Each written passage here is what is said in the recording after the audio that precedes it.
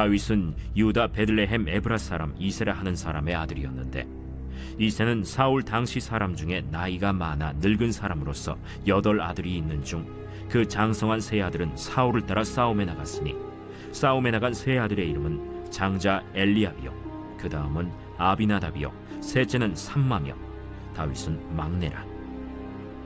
장성한 세 사람은 사울을 따랐고, 다윗은 사울에게로 왕래하며 베들레헴에서 그의 아버지의 양을 칠 때 그 블레셋 사람이 40일을 조석으로 나와서 몸을 나타내었더라.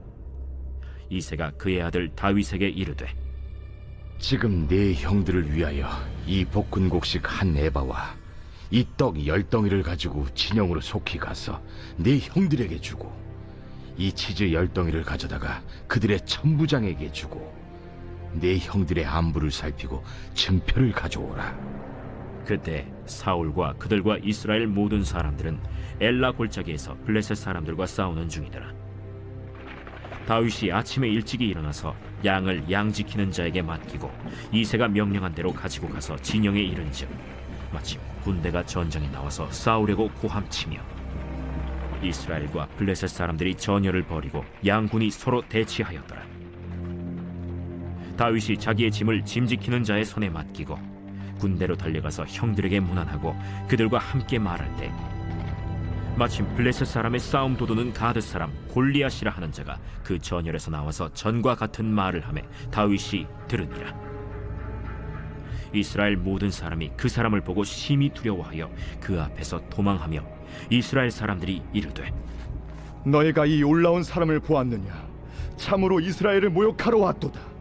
그를 죽이는 사람은 왕이 많은 재물로 부하게 하고 그의 딸을 그에게 주고 그 아버지의 집을 이스라엘 중에서 세금을 면제하게 하시리라.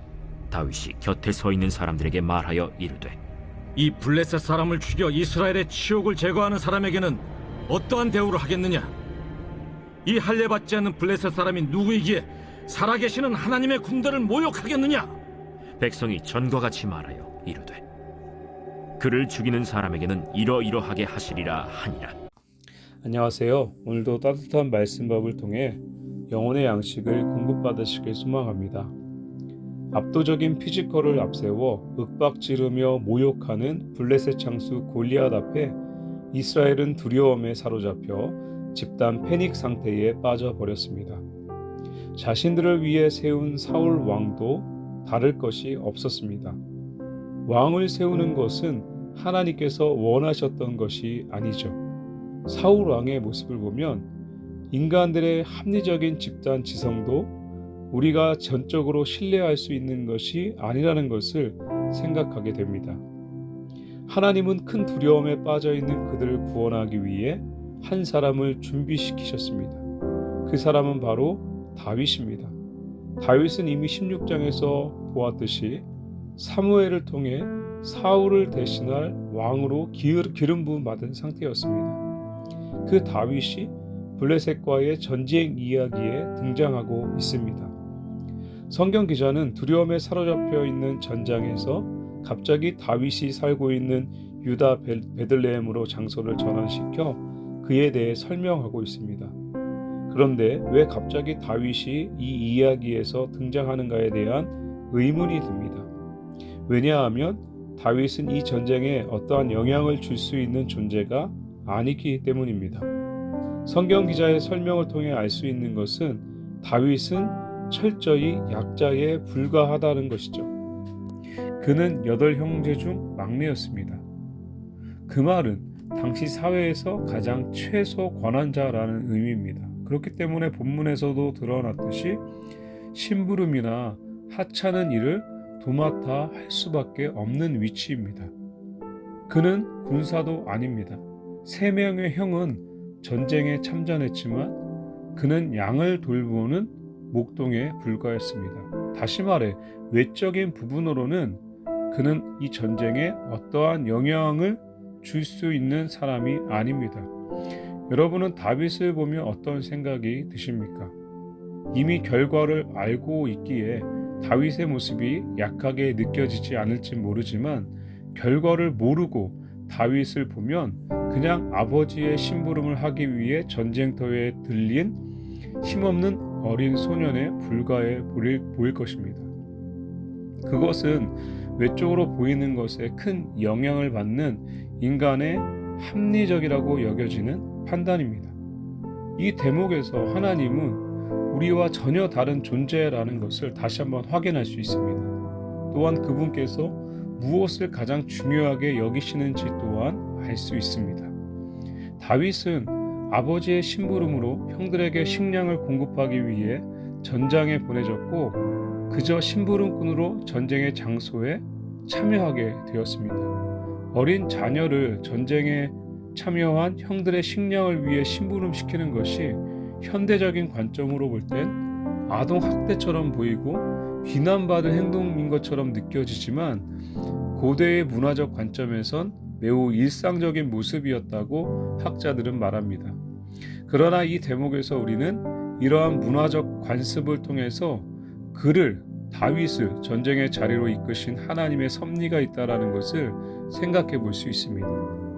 아직까지는 그가 이스라엘을 골리앗의 손에서 구원할 수 있을까라는 의문이 드는 것은 사실이지만 하나님은 그를 아버지의 심부름을 통해 이 전쟁의 상황을 대면하게 하셨습니다. 성경 기자는 다윗은 어떤 사람이고 하나님께서 왜 이 전쟁에 미약해 보이는 다윗을 보내셨는지를 분명하게 드러내고 있습니다. 다윗도 골리앗을 보았습니다. 그리고 그를 두려워하며 도망치는 이스라엘의 모습도 확인했습니다. 그런데 전쟁에 참전한 군사도 아닌 그저 아버지의 심부름을 받고 이곳에 온 그가 전혀 다른 모습을 보이고 있습니다. 그것은 일반 소년의 반응이 아니었습니다. 그는 오히려 골리앗의 모습을 보며 분개합니다. 그 이유가 무엇일까요? 그는 26절을 보면 골리앗을 이렇게 평가하고 있습니다. 할례받지 않은 블레셋 사람이 살아계시는 하나님의 군대를 모욕하고 있다입니다. 다시 말해 그는 살아계신 하나님을 모욕하고 있다라고 평가한 것이죠. 그런데 그 누구도 나서지 않고 두려워하며 도망치는 이스라엘 사람들을 보며 이해할 수 없었던 것입니다. 다윗은 하나님께서 모욕당하는 것이 견딜 수 없었던 것이죠. 그래서 아무런 영향력이 없는 그가 적극적으로 군사들을 독려하고 있습니다. 하나님께서 왜 다윗을 이곳에 보내셨는지 그리고 다윗의 무엇을 보셨는지를 분명하게 알 수 있습니다. 사랑하는 성도 여러분, 하나님께서 사무엘을 통해 엘리 제사장에게 주셨던 나를 존중히 여기는 자를 내가 존중히 여기고 나를 멸시하는 자를 내가 경멸하리라의 말씀을 다시 한번 되새겨 봅니다. 하나님은 우리의 중심을 보십니다. 우리에게 필요한 것은 하나님께서 존중받게 만드는 것 아닐까요? 하나님께서 모욕받으시는 이 시대에 우리는 어떠한 마음을 가지고 있습니까?